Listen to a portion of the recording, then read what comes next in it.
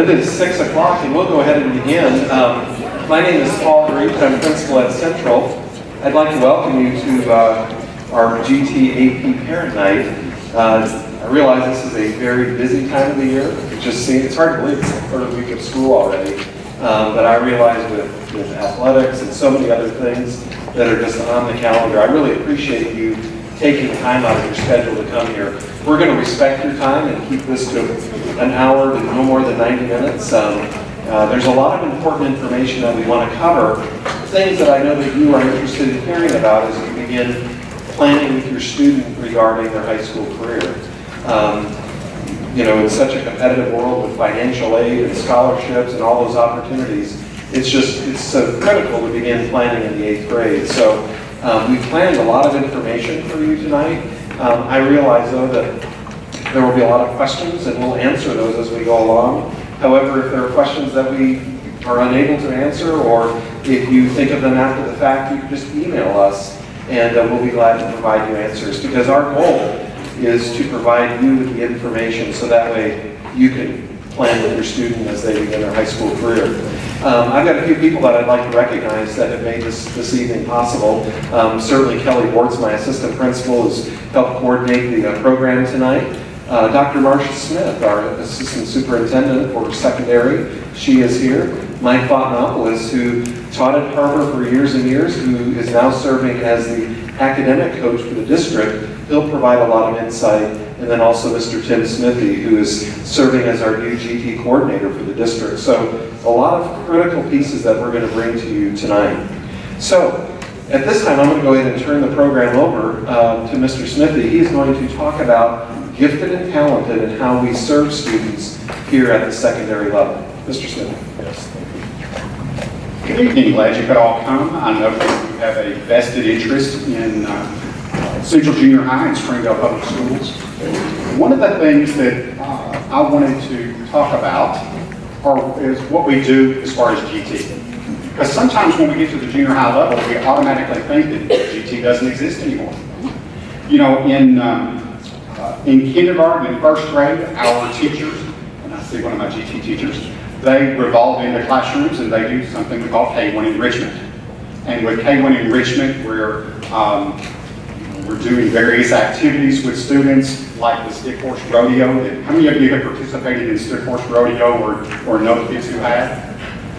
Okay, big event here in Springdale. But we revolve into classrooms, and it's one of our ways to help identify students. In grades 2 through 5, we have pull-out classes to where students go to a GT teacher in their particular school and they learn various concepts. Like one of the other activities, like Stick Horse, that we do in Springdale that is extremely large, is we have our Shakespeare Festival, where students, they all go to Springdale High, or it used to be the ACO, and they perform for a greater audience. They perform for the community. We have our Econ Fair. One of the things that Springdale is very influential in, or very, we promote, is economics. In life, economics is one of those things that we all have to consider. You all have to consider, whether or not you're going to come here tonight. You have to consider where you're going to live, what community, where you work at, all that stuff, all involves economics. So after students leave in elementary school, they go to middle school. And at middle school, they take cluster classes. So the GT teacher comes up with all these various options and student choice, hopefully, and the kids attend, if they want to do Shakespeare, they want to do Greek building, they want to do some sort of math class, that sort of thing. When we leave middle school, there is the belief that GT ends, but GT really doesn't end. In junior high, that's when we phase in our pre-AP courses. So kids get an opportunity in 7th grade to start taking pre-AP, 8th grade pre-AP, 9th grade, like Mr. Pittman, where you at? Mr. Pittman, he teaches AP Human Geography. So students are allowed to take advanced classes that, if they score a 3 or better on the exam at the end of the year, they get college credit. So it's a great thing, great opportunity. Prepares them more for college. And then when they leave here, they get an opportunity to take even more courses. They'll take AP courses, but they also have an opportunity for things like academic competitions. So students from middle school all the way up through high school, they can compete in Quiz Bowl. National History Day. National History Day is actually an amazing program that your students participate or have participated here at Central Junior High. That is the perfect opportunity for Type 3 work. In GT, we have Type 1, Type 2, Type 3. Type 3 is when you're trying to create some sort of finished product with, like for National History Day, they do exhibits or they do performances, whatever it might be based on their topic of interest. So we have Quiz Bowl, we have National History Day, with chess. Springdale, we're lucky that we host the state's largest chess tournaments. So we have fall, we have winter, and then we have spring tournaments. This year we're expanding. It used to go just through 8th grade, now it's through 12th grade. So students all the way through 12th grade can compete in chess. Let me see, we have Science Olympiad. We have, what are some of the other programs in here? Can you think of any? Am I missing any?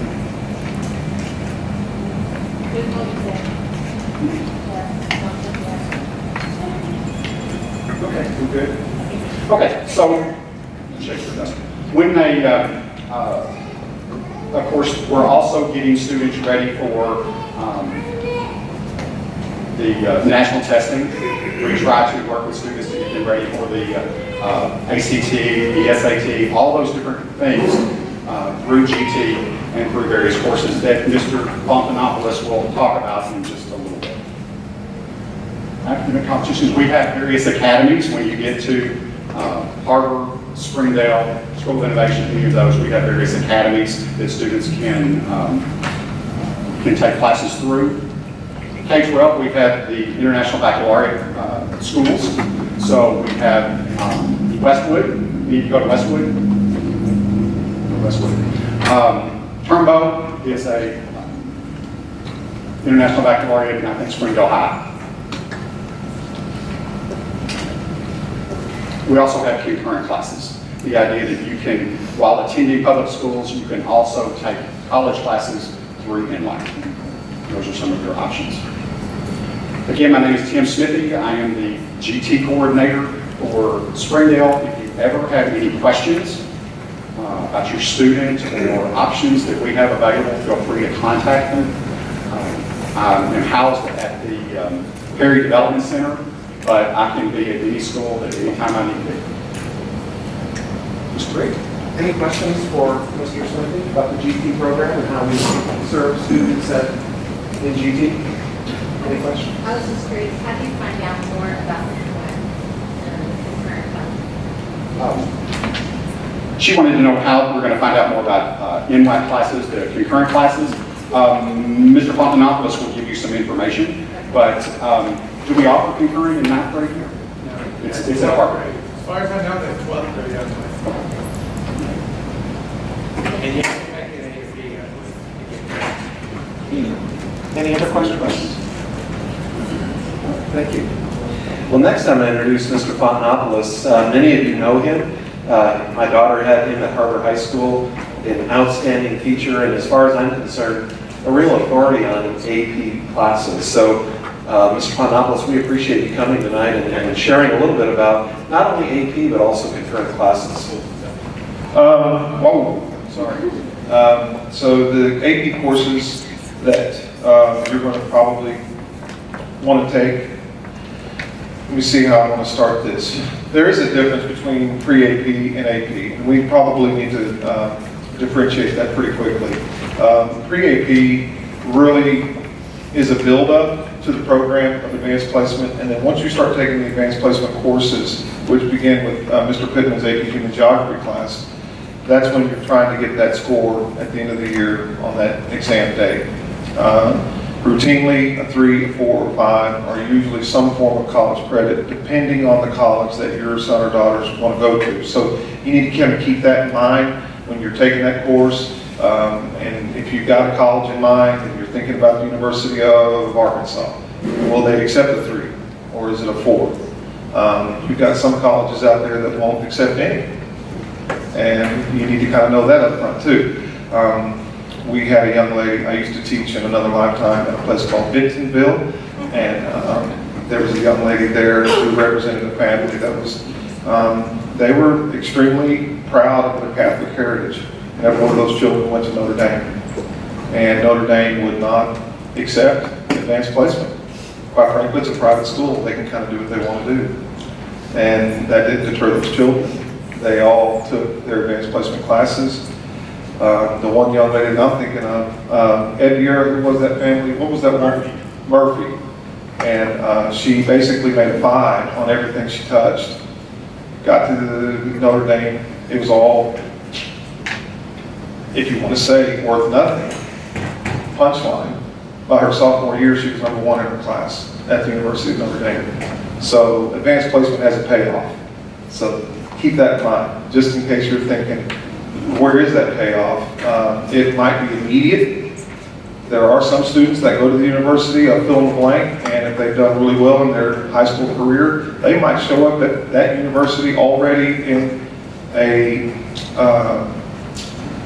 I wouldn't go that far, sophomore-esque mode of not having to pay for those courses because they've already taken them.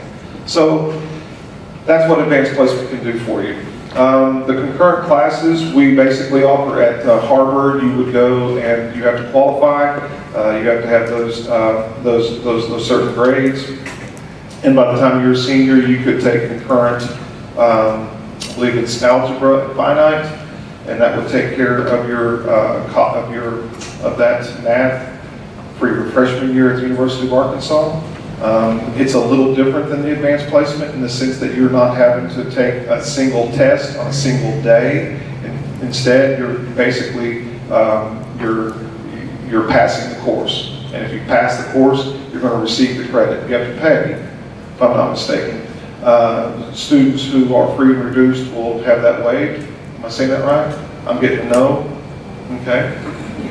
So you have to pay for that concurrent class where you don't have to pay for advanced placement. Advanced placement is more of a, it's on this day, how do you feel? Concurrent classes are usually reserved by your senior year, and it's going to be more of a pass this course. And there's an English portion of it, and there's a math portion of it that you can take your senior year at Harvard. At this time, I want to talk more later, but right now I want to move more towards, well, what happens if you take that AP class?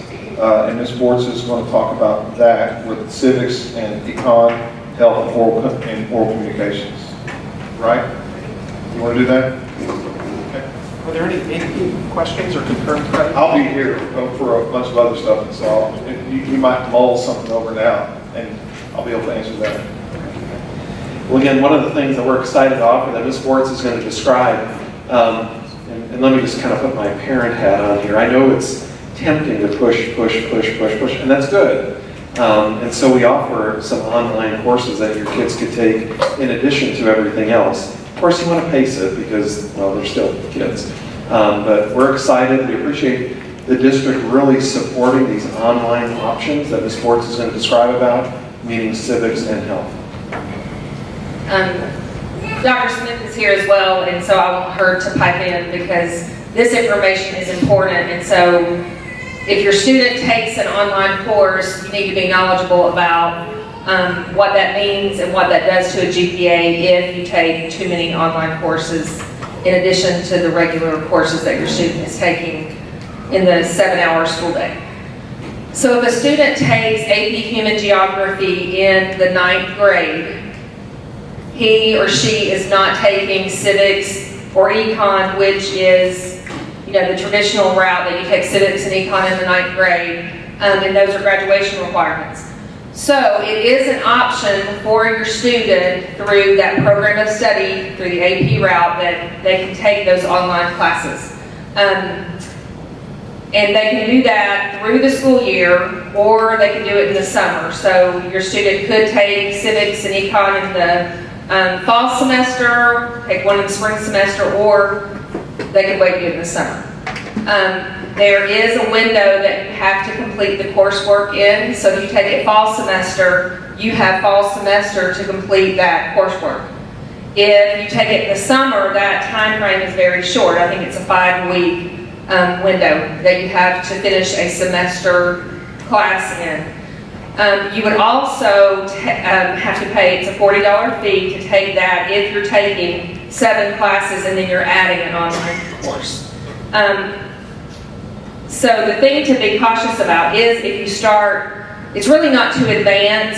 This is to work out your schedule through your senior year so that you're getting all of your graduation requirements and being able to do that while your student is still involved in athletics or band, the things that they want to be involved in. So it's not just to take a bunch of classes so you can advance and be ahead, because you're still going to have to go through your senior year and take 7 classes each day. So that's not really the design of the program. And I'm going to let Dr. Smith add anything to that we haven't covered. No, the only thing I wanted to do was cover that.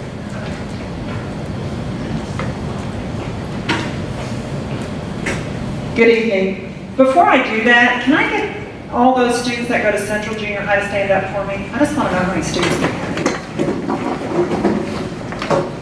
Excellent, thank you. Okay, thank you, thank you. So we do want to be cautious when parents sometimes see the idea that their student can take some courses that are virtual and they're really gung-ho about saying, hey, let's take this one, this one, this one, this one.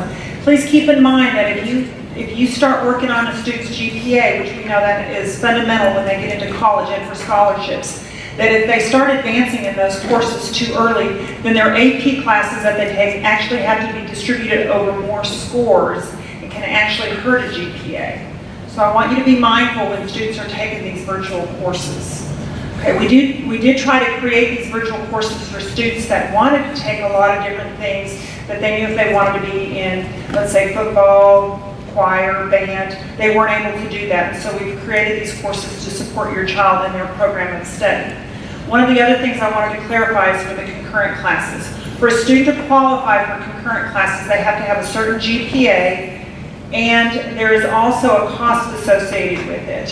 However, the cost has been waived through the school district and through NWAC if students receive free reduced meal statuses up to 6 credit hours. Okay, and so it's important that you understand that there is still a cost tied to the concurrent classes that just went into effect about 2 weeks ago. So we've been trying to put that in place. But there is still the cost of the textbook. So if the student is planning on taking college algebra, college phonics, both English, they're possibly looking at 4 textbooks that they might have to purchase for that. It is still quite a bit less than what you would pay at college. But also be mindful is if you're planning on going to a certain college, you want to make sure those credits from NWAC will transfer to that college as well. So there's a lot of groundwork that you want to do before you do a lot of these advanced courses, but know that we're going to help your student academically be prepared for that. And what, I'm so sorry. So in the past, being an NWAC student myself, in the past, NWAC would allow you to transfer hours unless you had at least 15. So have they came to that agreement with Springdale School Districts if you only had 3 classes that they're going to allow you to transfer those hours if your student got a full scholarship ride to the U of A? Are you saying, are you asking, will the University of Arkansas accept more than that? No, I know Arkansas will accept NWAC. NWAC in the past would not, if you didn't take at least a minimum of 15 hours with them, they would not send that transcript on to your college. You had to take at least 15 hours with NWAC. I've never heard of that. I don't know if there was a specific situation and if it was articulated course. There's a difference between a concurrent and an articulated course. And currently they're backing off of the articulated courses. Okay. I just wanted So to it seemed very similar, but they're slightly different. one last thing about the online classes, if your student, is interested in that possibility, the contact person here is Chelsea Perry, but she had a baby today. So you can call and I can help you with that. So if you do have questions about how to enroll, we actually take care of that through here. And then the class we would enroll you in the class and have to do an orientation with your student, just so he or she knows how that operates through the online platform that we use. So any questions about the online? Okay, I messed up about the grade point thing. How does that work, the online class with the grade point? The question is about how the online classes can affect your grade point, and Dr. Smith may have to elaborate on that a little bit.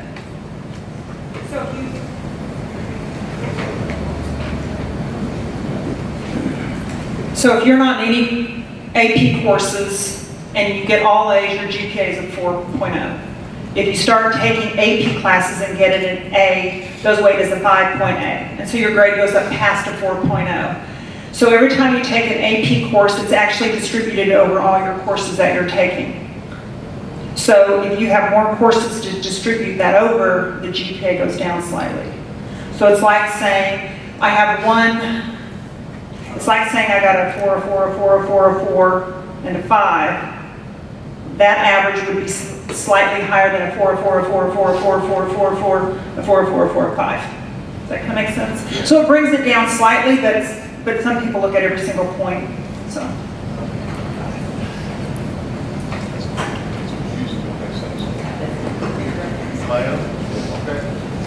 Let's go ahead and start talking about the PSAT and what that can do for you. And I have to get my glasses on because I'm getting old, I guess. So this is the benefits of the National Merit Scholar and the PSAT. So for those of you that don't know what the PSAT is, it's the beginning to an SAT. We're not a big SAT state. Really, the SATs seem to kind of fall on the coastlines, the Midwest, Chicago. We're more ACT, but we still enjoy the benefits of a PSAT. So here's what's fixing to happen. When you're a sophomore, you take the PSAT, and that kind of tells you that that number will be mixed in with the state, and those students that are the highest, if you will start to be considered for national merit. And then, of course, by their junior year, that's when that test is going to be the one that sends them to the national merit finalist. And so what does all that mean to you? That's basically colleges paying you to come to their college because they want, just like Springdale wants. Springdale wants as many national merit semifinalists and finalists that they can get and show that off to the world. And the University of Fill in the Blank wants as many of those kids coming to their college, and so they'll pay you. So how does that affect you? Because you want your son or daughter to be in that mix. So what we start to do in the 9th grade is we start to select those kids that show that. I don't believe it's every student, is it? And we start to give them that practice on that PSAT. And so what we start to do now, what we're starting to do now is also offer boot camps. And I want to speak to Harbor because that's where you're going. At Harbor, we have boot camps right now that are going all year long. And we've got teachers who are trained in how to train and teach that test, both on the math side and on the language side. And we've even got some students that are starting to branch out and help us. Your Soja Swagels are coming back and helping us. And so, anyway, what we're going to try and do is create a system where we have more kids feel more confident taking that test in the future. That's what I want you to know. I don't want you to think this is something that's going to happen in fairy tale land. This is a reality of your students being properly trained for that test. Obviously, we're talking about the real high achievers, and we're going to try and, as my nameplate says, coach them up. And we're going to try and get these kids as much as we can get, as much training as we can get them before school, after school, during advisory, and on weekends, Saturdays and Sundays. We've got really good teachers set aside for that. And so that's what that bullet is about. And so I want you to be privy to that. I want you to know about that. And in the future, when you have PSAT questions and you have a son or daughter that's, I don't really care, but you know they're bright. You've got the scores in front of you. And you want to go ahead and take over as a parent and say, you're going to these boot camps. I remember that guy talking about that. Remember my name? I've got cards over there, and I'll send you the schedules. And that's something that's in your future. That's what that PSAT means. It says here that the next one coming up is October the 18th. The cost is $18. Do you want to speak about that? As Mr. Fontanopoulos was saying, we're offering the PSAT to students here at Central. The test date is coming up in October. It's October 18th. Last year, we were, actually the past couple of years, we've been so pleasantly surprised with how many students sign up to take this. Last year, we had 104 students out of our 9th grade class, which is about 25% that said, hey, we want to get a head start on the PSAT. So it's during the school day. We'll just sequester the kids to the Lowe's room and to the library and just administer the PSAT. Then I believe it's around Christmas time or shortly thereafter we get the results back, and again, that way you can begin to map out and plan. The cost of the exam is $16. We will have a table set up after tonight if you would like to sign up. If you didn't bring your checkbook or anything, don't worry. We have until September 21st, which is when we have our parent-teacher conferences coming up. We have those the 19th and 20th. So you can either send a check or whatever with your student to the office. We'll sign them up. You can sign up tonight, or you can even do it on that night. It's a real critical cutoff after that point because that's our deadline to order. And so we open it up to anybody that wants to, but we just say after that deadline, because we're not going to order extra tests. So again, it's a great opportunity for your student to just see what in the world the PSAT is all about. So we're excited about that, and I'll visit with you later tonight if you have any more questions about signing up for the exam. Yes, ma'am.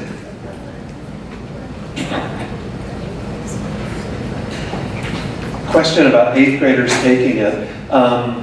We have had each year 8th graders take it, and we will open it up to parents that want to do that. We advertise it first to our 9th grade, just again trying to pace the stress that we put on young people, but certainly if you would like for your 8th grader to do that, we can open it up, but they'll also have that in the 9th grade. So, yes, sir. Speak to Mrs.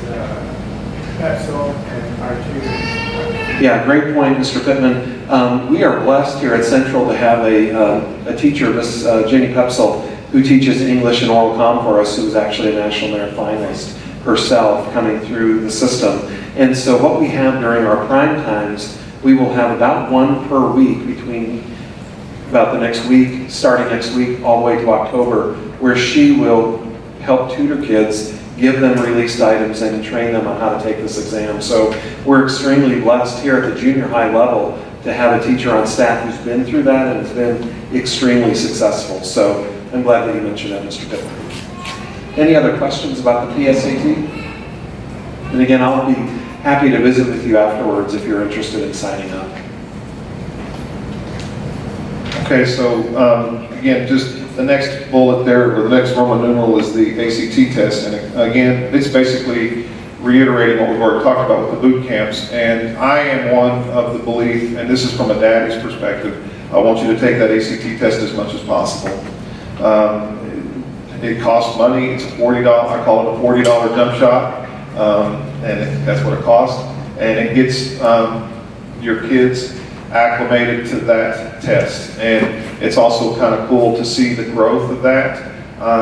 You know, some people would say, well, should I take a boot camp before my son takes that test? I wouldn't, for this reason. I'd want to know where you raw are, R-A-W, where are you?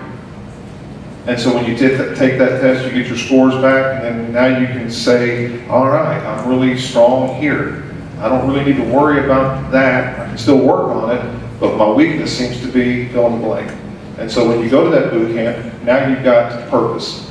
And so you can start going to those boot camps with that. Or you can go to your own teacher for that skill building, whatever that might be. And again, we got to keep in mind, the PSAT is that scholarship. The ACT captures a whole lot more of us. So the ACT test, in my mind, is a little bit more important. Not that none of them are less important, but the ACT is one that you're going to take a whole bunch, so it's more affecting, if you will. So keep the ACT in your mind. That's going to be one that will pay dividends as well. talking about the scholarships and the AP Scholar, what I want to talk about there is when you graduate from Harbor High School, you can go through a series of, and there's a slide that shows that we have the highest honors, the high honors and the honors. And again, it just basically covers, is it on the back? It's on the back of your sheet. Okay. And so that starts to show you, thank you. Oh yeah, that's what I got too. So we can go through those real quick. You graduate with honors, 2 advanced placement classes, the completion of, or an IB units of credit. Those are those students that are at Springville High School going through IB. Then of course there's high honors, and you can read that. And then there's highest honors, and you can read that. Another thing that you can get caught up in too is the prestigiousness of an AP Scholar. So there's 4 levels of the AP Scholar, I believe it is. There's the AP Scholar, the AP Honor Scholar, the AP Scholar with Distinction, and then finally a National Scholar. So a National Scholar, I'll just kind of give it to you. A National Scholar is a student who has passed 8 AP exams in their career and has scored at least a 4 on all of those. Currently, we have a couple of students at Harbor, and no, so just isn't one of them yet. I got one girl who just graduated, and she passed 12 with a score of 4 or higher. Pablo's not bad. Pablo's not bad, but he's not a senior yet. So he is a senior. He is a senior, so he's doing his senior year this year. And we're going to honor those students with a new plaque that we're trying to design through our East Lab over there. So again, keep that in mind. These are the things that will, again, push your son or push your daughter towards more financial rewards in the form of scholarship through that, through those studies. Next is volunteerism, and I wanted to talk about this. It's kind of near and dear to my heart because I've seen this mistake before. And parents, you're kind of at the cusp of starting to understand that things are a little different than it was in middle school and grade school. It's just a little different. And I don't mean that in a negative way. I don't mean that in a positive way. I just mean it's a little different. And so one of the things that separates these scholars from one another is that V word, volunteer. Those kids that put back into a community. One of the things that doesn't differentiate scholars is their scholarly work. They're all smart. They're all awesome. They all knock the lid off of the test. They can all pass fill in the blank. And so to walk up and start filling out those those college apps and start asking for those teacher recommendations, it's fairly embarrassing to walk up to a teacher and go, "Hey, did you write me a letter of recommendation?" Oh, okay, good. What do? How are you involved with your community? How do you give back? How do you help? What are you involved in? And no, not a job, and not babysitting. What do you do? I go to school and I play sports and I'm in the band. So is a million other kids. Wow. You don't think about it until you think about it. And it's glaring. It's glaring when a teacher has to ask you, give me some stuff that you do. And you can sit there and go, oh, I do this. I work with my church and I do that. We've been on these mission trips, and then I volunteer at this pantry, and then me and some friends, we got together through a club at our school, and this is what you get a picture. Oh, so you are giving. You are giving back. That's what those colleges want to see too. That's what's going to take this kid that's in this pile, that's already brilliant, that's already smart, and here you go, you're going there. But then when you start to see this long list of volunteering and this long list of giving back, and you know what I'm talking about, this long list of heart, this long list of giving back. Not take, but giving back. That's going to separate that kid and put him over in that pot. And here comes that moment of acceptance into that college. Does that make sense? And again, this is something where you really start to do some self-evaluation, don't you? I can already see it. Some of you are starting to go, my little Jimmy is not that kid. He is. But Jimmy's okay. He's going to mature, and he's going to see that. My own daughter figured that out. She started in the 10th grade 2 years ago, and she was sitting there, and she's going to be this, what is it, where they, basketball court thing. I had to walk her, what's that, Colors Day? And she sits there, and she goes, I said, hey, what's that? She goes, well, this is the thing that I'm supposed to tell about what I do. I said, yeah, how you got those questions? Because it started asking questions about, what do you do? That's not associated with school, athletics, or academics. And it was glaring. That young lady was not involved. She was a selfish little human, and she knew it. That little piece of paper should have been a mirror. That's all it was. She couldn't fill it out. I love her. But it was extremely telling. And so that's why, and again, I had this years ago at Bentonville with a salutatorian. She was fixing to be the salutatorian. And she came up to me, she goes, I can't really kind of bust the bubble. I can't get through this maze. No one's accepting blah, blah, blah. And she was talking about Brown, Pepperdine, etc. And I said, yeah. I said, where's your volunteer work? Where is it that you give? Huh? She was a senior. That was her heart. It's awful quiet in here. I know. That was her heart. Her heart was, how's it going to benefit me? And I mean it. Deep down, you got to get eyeball to eyeball with that kid and say, hey, Mark, you got to give back. And at some point, the sooner you do it, it's going to feel more natural. And that's going to make that college experience that much better. That's going to make that human life that much better. You know that, and I know that. And again, we're starting to see change. That's what this whole transition is. We're changing from that middle school to that junior high. We're changing from that little person to a young adult. And we might as well start that V word too, whatever that looks like for you. Okay? Thank you.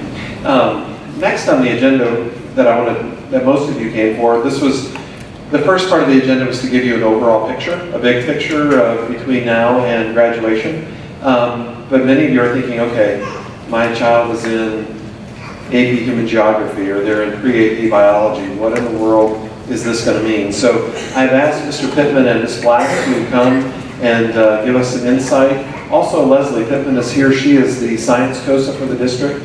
She may also have some things to add, but I've got to speak highly of these two.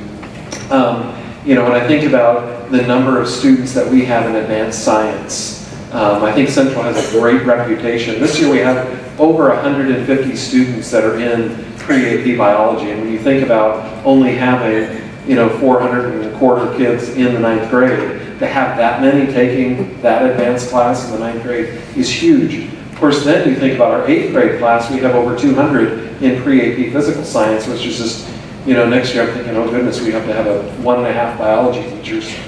Why do our students do that here? Why do you encourage your students to do that here?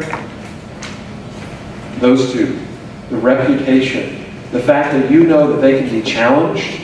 And if you've read any of Mr. Pittman's emails home about what they're doing in AP Human Geography, oh my word, that would scare me, Mr. Pittman. But although they're challenged to that level, you know they're going to be okay. They're going to be by their side along the way, as long as your student is giving an equal amount. So both of these teachers are up here all the time. Weekends, whatever it takes. I mean, I'm just so proud of them. When I think about the number of students that passed the AP Human Geography test last year, just at Central, we had 84 students take the test here last year, which is more than any of the other junior highs combined.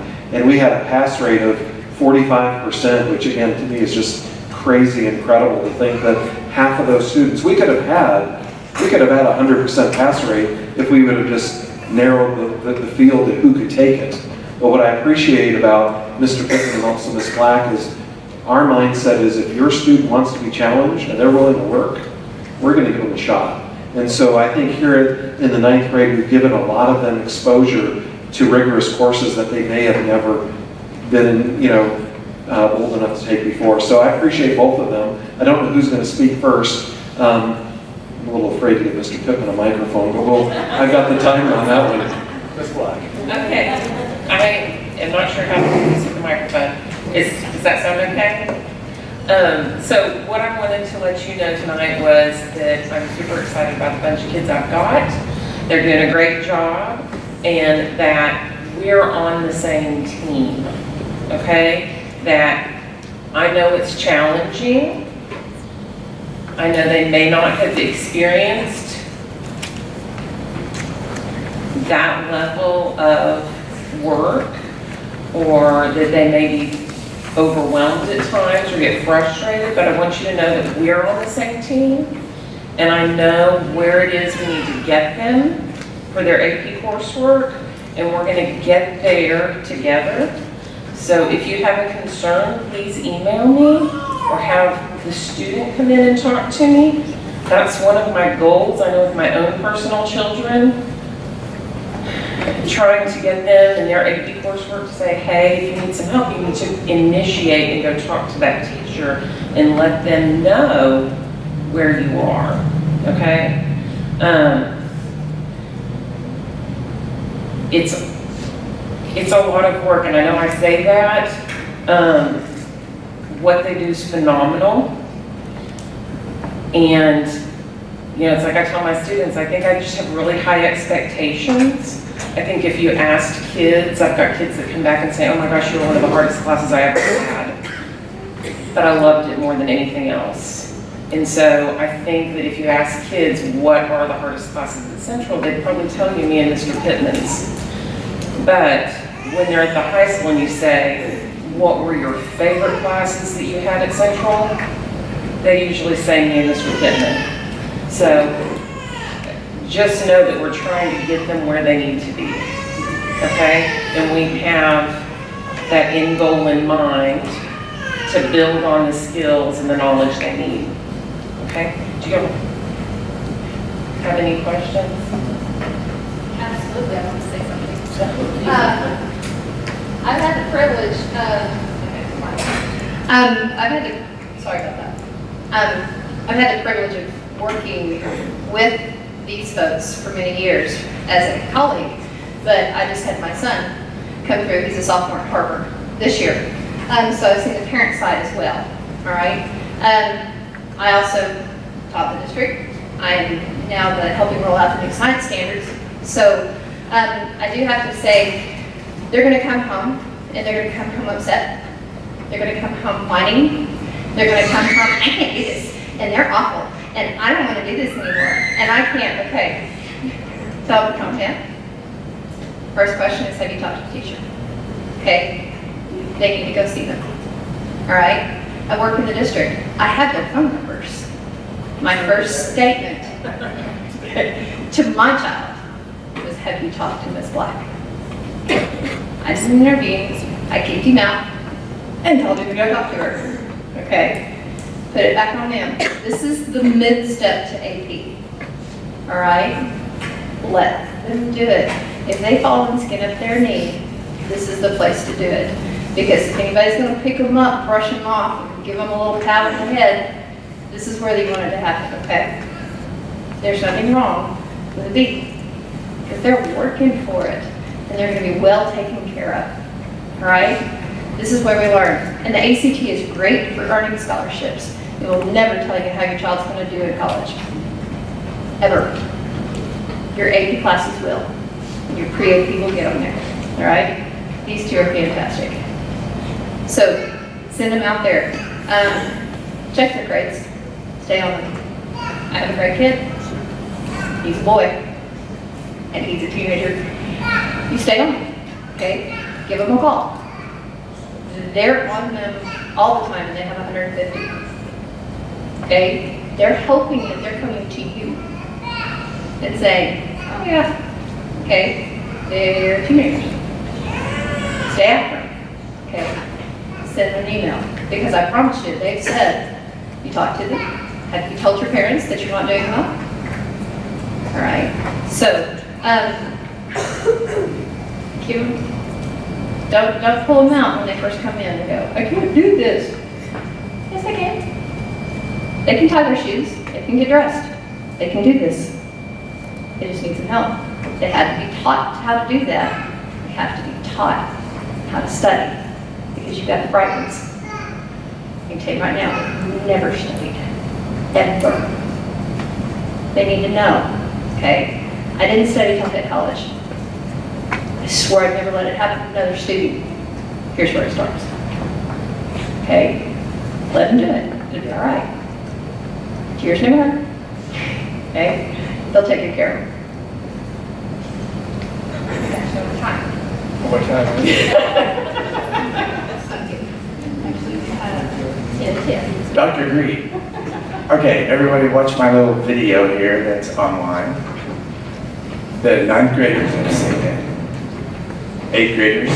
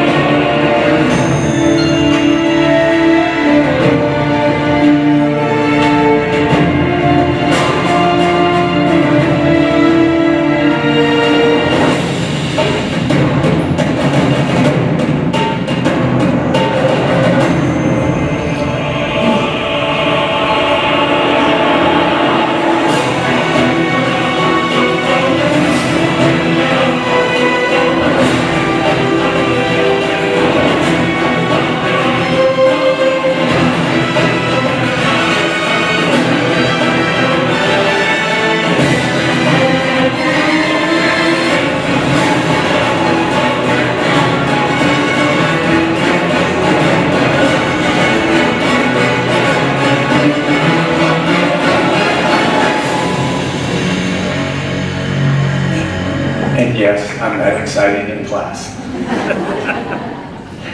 Okay, what I want to do is talk kind of ground level with you, like a parent to parent and grandparent to parent, and so on. So what I'd like to do is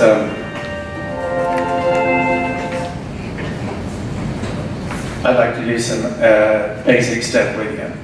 Okay, on this piece of paper, so you don't have to take notes. The AP program is making the kids keep notebooks, okay? And I'm trying to color code mine this year. And they're color coded by unit, and they need to keep their notebook and use the handouts to review, study, and so on. And parents, the biggest problem I see is getting organized. And I think you're gonna have to be involved. And I told the kids I can be the bad guy there. I know your kids want some freedom, but you're really going to have to get them, you're going to have to help them be organized. I think I helped my kids till 11th grade. So think about that. Communicate with the teacher, communicate with me, and I gave my students my cell phone. And parents, you have to have it too. The only thing I ask is text, so I can think about what you need and do it before 9 o'clock. And then I'll get back with you at some point. So you've got access to communication there. No, Miss Black uses Remind, okay? And this is my big one right here. People laugh at me when I say that you don't know how to read. And what do I mean by that? You have to read every word, every caption. You have to look up vocab as you're reading, and somewhere they have been retrained not to read. I have my own ideas about that, but speed reading, fake reading, did you read your lesson? Sure, and they did, they're not lying. But they didn't really read it for understanding. Okay, so read your chapter, every word, look up words you don't know. We have calendars. Please keep up with the calendar. If I have students who are gone for whatever reason, 3 days a week, I've got one fixing to go to Mexico for whatever reason, and my book is online, and I gave them access to that so they can connect with the book on all their technology, okay? And they have access to that. They have a book at home, and I've got a classroom set in the room. Some are doing that right now. Read your handouts. These are supplements. As the teacher goes, I teach towards that test. I've got to give your child a chance to pass that exam. That's what that's about. When I first taught the class, I had to read 3 textbooks to figure out what wasn't in my textbook that was on the exam. See what I'm saying? And so the handouts are not just me throwing paper at them. Okay? Parents, discuss things, current events, vocab, read a current event together. What do you think about it? Just get that vocab going. Make them use it. Okay? They know it. Use voc. Okay, this is a big one. All a school is one giant class. You're making connections across curriculum. That's another one of the big secrets. Use your vocab in English class. In APUG, we're using geometry. And you'd be surprised how much math is in it. So cross curriculum, all your classes. The kids that do that get way ahead fairly quickly. So make connections. And we have what? Oh, yes, yes, and we work together on that, but I try to, like, English added 4 books, and the APUG book to read can count as your English book also, okay? So, do some planning, and organizing goes a way long way. YouTube can be your friend. I laugh at the kids. They watch cats and babies and dogs and funny stuff, and they know how to access it. But if you put Unit 1 Human Geography, you get really good teachers. There's no reason for me to take myself, because I like to be a little off the cuff, and I don't want that on YouTube. So at any rate, there's really good teachers. One in Florida, one in Minnesota, one in Dallas. If you just YouTube that, you can get lessons and lectures. And the cool thing about that is reversing the classroom.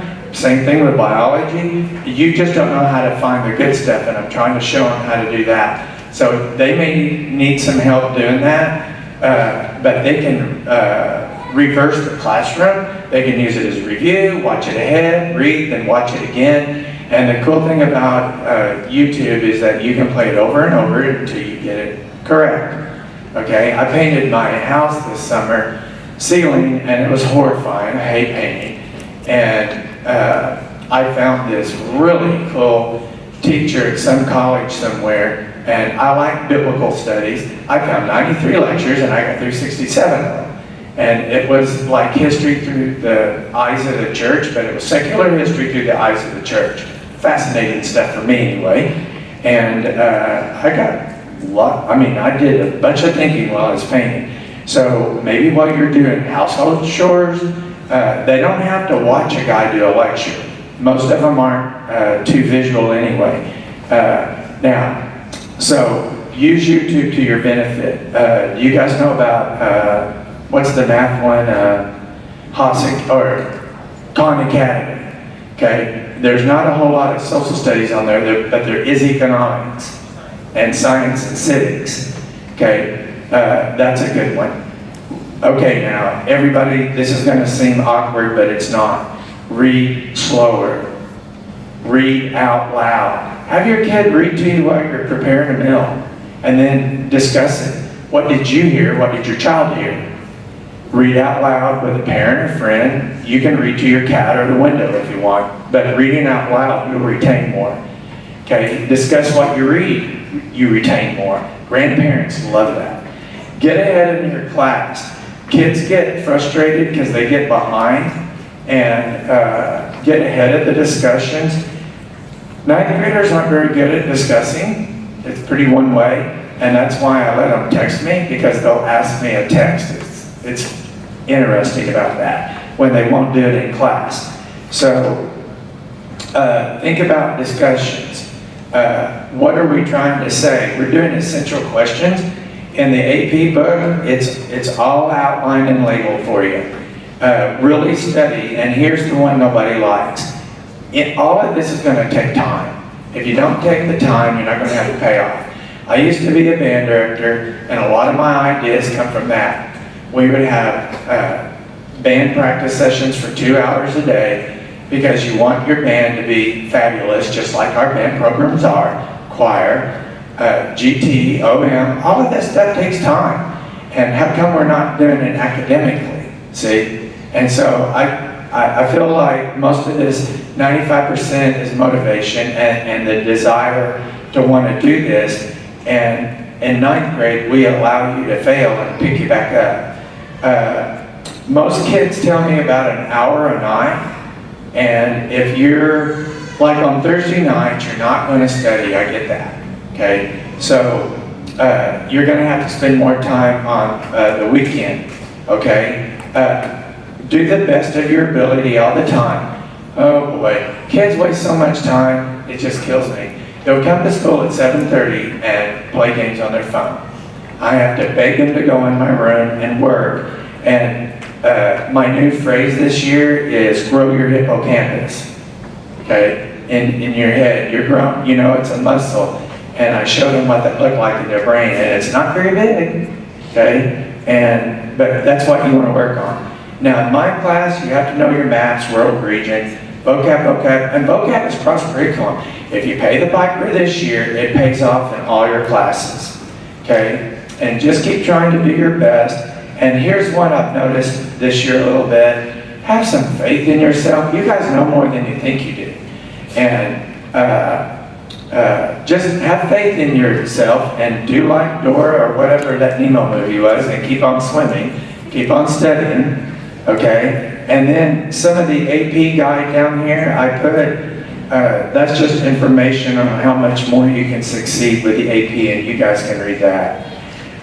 One thing I want to add to the AP Scholar, I didn't know this till Pablo Mignon came in, and he's one of the coolest kids ever. He took me out to eat and drove me. I thought that was phenomenal.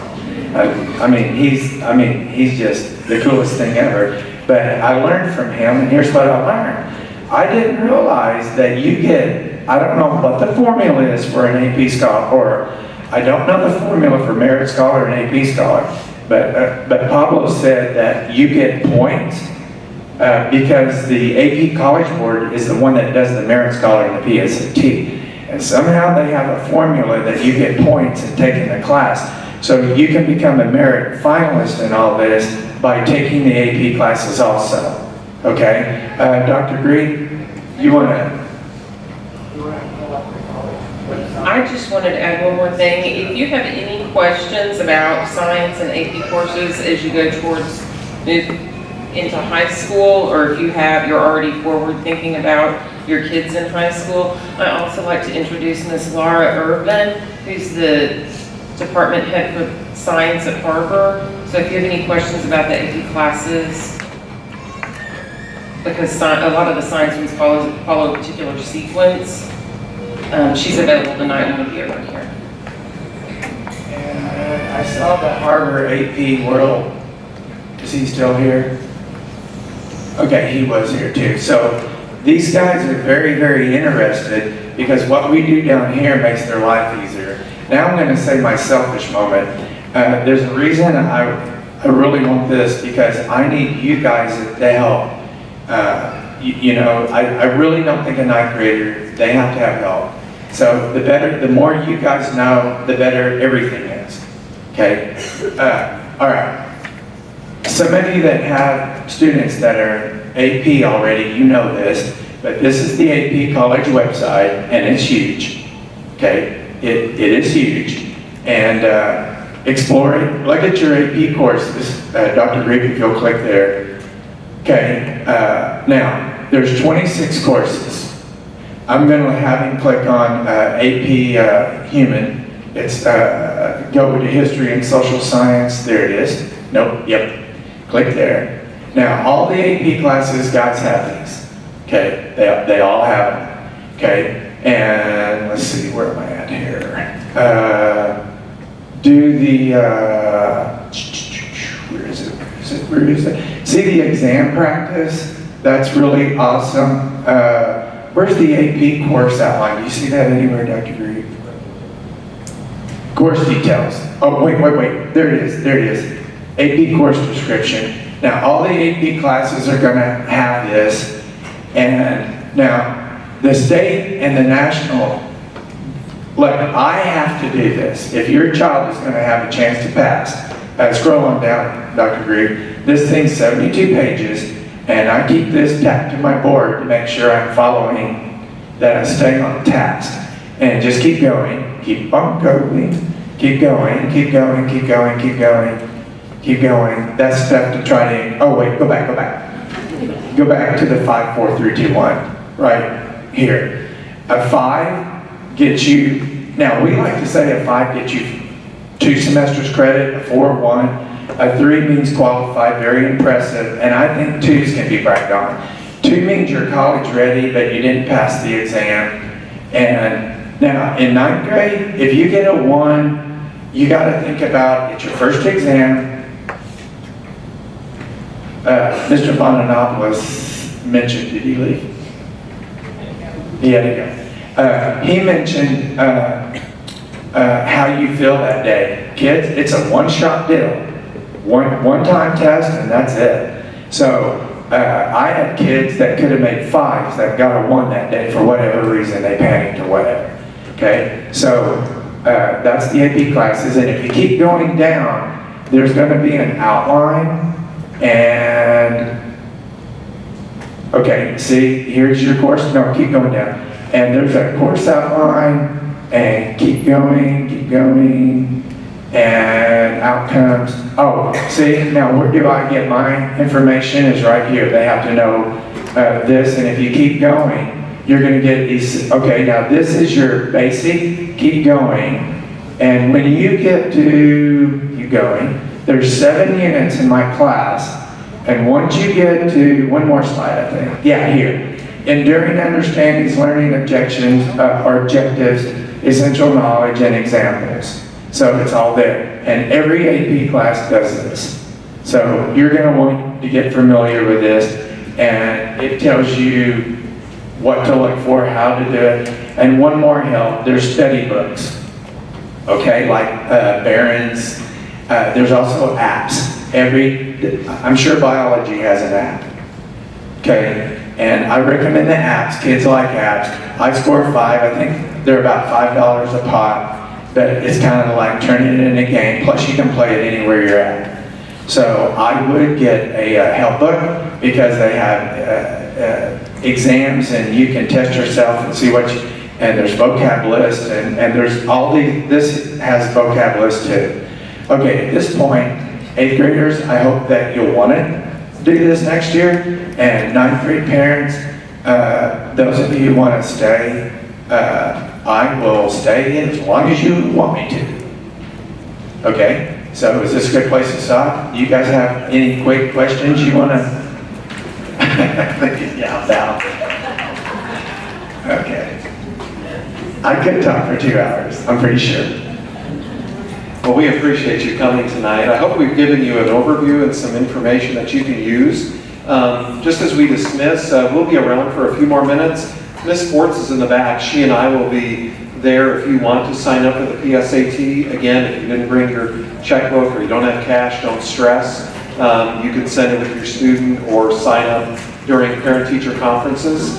Those are scheduled to be on Tuesday and Wednesday. That's September 19th and 20th. Those are different than student-led conferences in the fact that we will have opportunity for you to go and see each of your students' teachers. So that's a good opportunity that we have for you. So we thank you for the privilege of serving your student.